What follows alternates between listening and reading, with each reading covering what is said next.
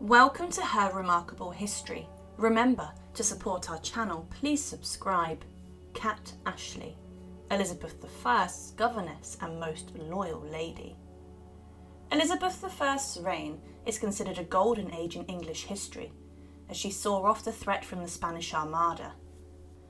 She also oversaw a huge boom in culture inside of her kingdom, with writers such as William Shakespeare writing his plays. But Elizabeth also faced a number of threats to her throne, and one of her biggest rivals was Mary Queen of Scots. Mary was Elizabeth's Catholic half-cousin, who many Catholics inside of England wanted on the throne. A number of plots would emerge around Mary overthrowing Elizabeth and seizing the throne, but after Mary agreeing with the plot, she was arrested and sentenced to death for treason. Elizabeth I reluctantly signed Mary's death warrant, and she was beheaded inside the Great Hall of Fotheringhay Castle. But for Elizabeth, there was a characteristic she wanted greatly from her subjects, and it was loyalty. She had a close circle of advisors, including Sir William Cecil. However, one woman who remained with her for decades of her life was Katherine Ashley. She was a close friend of Elizabeth and had been an influence on her life for a significantly long time. But who was she? Now, it isn't known for certain who Kat Ashley's parents were. One belief is that her father was Sir Philip Champernowne, and Kat, in a letter to Thomas Cromwell, would write later that her father has much to do with the little living he has. When she was born, Sir Philip's wife was Catherine Carew, who was 16, but there are no records that confirm this and confirm that she and Sir Philip's daughter, Joan Denny, a lady-in-waiting at the court of Henry VIII, were sisters. Another belief is that her father is Sir John Chaperound, whose wife was 43 when Kat was born, which was believed at the time to have been too old to give birth to a child. A year after Kat was born, Sir John died, but the letter to Cromwell does allude that her father was alive. With this, it's not entirely known who Kat's parents were, but she would rise to prominence during the Tudor period. It was said that she was related by marriage to all the leading gentry families of the West Country. Nothing is known of her early life, although her distinctive, if old-fashioned, hand, her lifelong association with the Reformed religion, and her key role in the education of Princess Elizabeth indicate that she received a better education than most women of her class and generation. Around October of 1536, Kat joined the household of Princess Elizabeth, the youngest daughter of King Henry VIII. After the birth of Prince Edward, the future Edward VI, Elizabeth lost her governess, Lady Margaret Bryan, who then worked with Edward. She was then placed into the care of Lady Troy, who stayed as Elizabeth's guardian until she retired in around 1546. Kat would have been inside of her household for a number of years, and she grew very close with Elizabeth. Kat was appointed as a gentlewoman-in-waiting to the princess in the July of 1536, and for the following year she became the 4-year-old's third governess. Princess Elizabeth was taught the elaborate code of politeness and taught to respect her elders. Kat taught her very well, and much of what she would later use in Grace as Queen was taught by Kat. By the age of 6, Princess Elizabeth was an incredibly talented girl, with Kat being a fantastic teacher. She gave her half-brother Edward a beautiful shirt she had made, and Kat taught Elizabeth a number of subjects. Princess Elizabeth learnt mathematics, astronomy, history, French, Italian, Flemish, Spanish, geography, and more skills. All of these were in the aim of providing Elizabeth with a brilliant basis to marry a European prince and to secure an alliance through marriage with another European power. This is probably what was planned at the time, as it was unlikely that Elizabeth would become queen, with Edward being the main hope for the Tudor dynasty. Elizabeth would later, when she was queen, praise Kat Ashley, saying she took great labour and pain in bringing of me up in learning and honesty, and the future queen referred to Kat as her governess. As Henry married Catherine Parr, his 6th wife, she gave Catherine a more stable and solid family life and upbringing.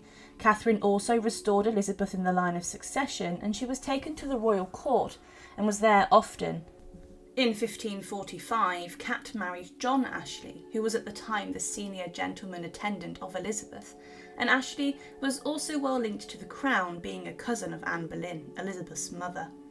When she married, she was over 40, as she had devoted more of her life to raising Elizabeth and other noble children. But when Henry VIII died in 1547 and Edward VI came onto the throne, things changed drastically for Elizabeth. Her uncles Thomas and Edward Seymour tried to get control of the king, and Thomas Seymour even tried to obtain permission to marry either Princess Mary or Princess Elizabeth, but this was refused. After this, Seymour then began to strike up a romantic relationship with Henry VIII's widow, Katherine Parr, and the pair had been linked together before. Parr agreed to marry Seymour 2 months after her husband's death and received royal approval to then take Princess Elizabeth to her home in Chelsea, with Kat Ashley being the chief gentlewoman for Elizabeth. But inside of Katherine Parr's household, Thomas Seymour began an inappropriate flirtation with the then 14-year-old Princess Elizabeth, and Kat found this amusing to begin with. But her opinion changed when she walked into Elizabeth's bedroom in the morning one day and then saw Thomas Seymour in his nightshirt, who was trying to tickle Elizabeth while she was in bed. Kat was concerned and confronted Katherine Parr, and Seymour was accused of holding Elizabeth down and ripping her gown. This incident, in which Kat caught the princess in Seymour's arms, was shocking, and Kat would then go on to lecture Elizabeth about her reputation and also the need to act like a princess. Elizabeth was then moved to Hatfield House, and Kat went with her. Elizabeth, when hearing of Katherine Parr's death, was asked by Kat Ashley to write to Thomas to comfort him in his sadness, but Elizabeth declined to do so. But Seymour tried to rekindle his interest in the young princess and tried to marry her. Thomas Seymour ultimately wanted power and the sway of the king, and was jealous of his brother's position of the Lord Protector of England. Seymour fell from grace and would later be arrested for attempting to seize Edward VI. With this, Kat Ashley was also arrested and was imprisoned inside the Tower of London, as she was suspected as being involved in Thomas Seymour's crazy plan to abduct the king. She told her side of the story to her interrogators and was found to have not done anything linked to treason, and 13 days before Seymour was beheaded, she was released. Kat did not implicate Elizabeth in Seymour's schemes, playing him off as a crazy, power-obsessed, jealous man, and Kat then returned to Elizabeth's service before she was then imprisoned by her half-sister, when Mary I came onto the throne. Bloody Mary saw her as a threat, and Kat was then allowed to rejoin Elizabeth. But Mary I had arrested her in 1556 as she was found with Protestant books, and with this Kat was sent to Fleet Prison for 3 months and was banned from seeing Elizabeth after she was released from prison. Following the death of Mary I in 1558, Elizabeth became the Queen of England and Queen Elizabeth I. Kat was then appointed to become the First Lady of the Bedchamber, a hugely prestigious position, and it's clear that Elizabeth had a huge amount of respect for Kat. Her husband was also appointed the Master of the Jewel House, and Kat was rather influential with the Queen and was a good source of information, and she was seen as a good and reliable advisor.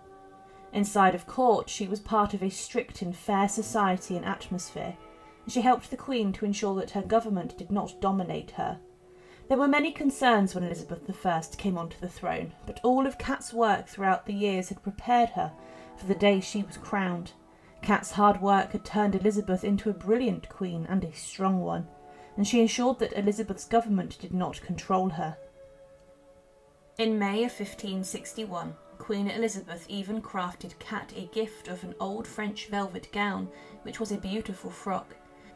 She was also given later a pewter medal doll from a young woman brought from Russia, but despite being in service of Elizabeth for decades, in the summer of 1565, around the age of 63, Kat Ashley died. She was considered an elderly lady by the Tudor standards, and with her death, Elizabeth I was incredibly upset.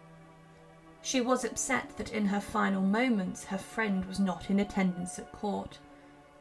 On her deathbed, with her lying there lifeless, Elizabeth I visited Kat Ashley a number of times and was greatly moved by her passing.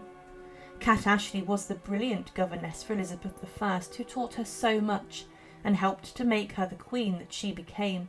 The fact that Elizabeth I is regarded as one of the greatest monarchs of all time is in no part down to the education and guidance given by Kat Ashley and other influential women who helped the princess and later queen. It was said that Elizabeth was always surrounded by her ladies of the bedchamber and maids of honour, showing how the queen valued the advice of women such as Kat Ashley.